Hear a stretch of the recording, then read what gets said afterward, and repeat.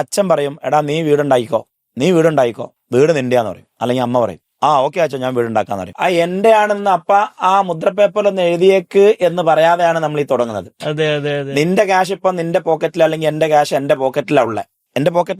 ഇപ്പം ഇങ്ങനെ പറയാം. ഇവിടെ സ്ട്രിക്റ്റ് വേർഡ് ഇതാണ്. പപ്പ ഏതായാലും നിങ്ങൾ വീട് പറമ്പ് എന്റെ പേരിലാക്കാൻ തീരുമാനിച്ചല്ലോ, വീട് ഞാൻ ഉണ്ടാക്കുന്ന ഞാനാണല്ലോ. അനിയന് വേണ്ട ക്യാഷ് ഞാൻ കൊടുത്തോളാം, അല്ലെങ്കിൽ പെങ്ങൾക്ക് വേണ്ട ക്യാഷ് ഞാൻ കൊടുത്തോളാം, പെങ്ങന്മാർക്ക് വേണ്ട ഞാൻ കൊടുത്തോളാം. എന്നാൽ അതൊന്നും നമുക്ക് പേപ്പർ ആക്കിയാലോ എന്ന് അപ്പം ചോദിച്ചാൽ അപ്പം എന്ത് ചെയ്യും? എഴുതിത്തരും. കാരണം നമ്മൾ വീട് ഉണ്ടാക്കിയിട്ടില്ല, പാലം കടന്നിട്ടില്ല. ഇനി ഞാൻ വേറെ സൈക്കോളജി പറഞ്ഞുതരാം. ഇവൻ ലാഭത്തിലായ പോലെ ആ ലാഭം കിട്ടിത്തുടങ്ങിയാൽ പിന്നെ ഇയാളുടെ ആവശ്യമില്ലാത്തൊരു സാഹചര്യം വന്നു കഴിഞ്ഞാൽ പിന്നെ പാലം കടന്നാൽ പിന്നെ കുരാന. നിന്റെ പൈസ ഇറങ്ങി അല്ലെങ്കിൽ എന്റെ പൈസ ഇറങ്ങി, വീട് ഭൂമിയിലായി, വീട് അവിടെ എസ്റ്റാബ്ലിഷ് ചെയ്തു. എന്നിട്ട് നീ അച്ഛനോട് അത് എഴുത്തതിനെ കുറിച്ച് ചോദിച്ചു നോക്കിയാ.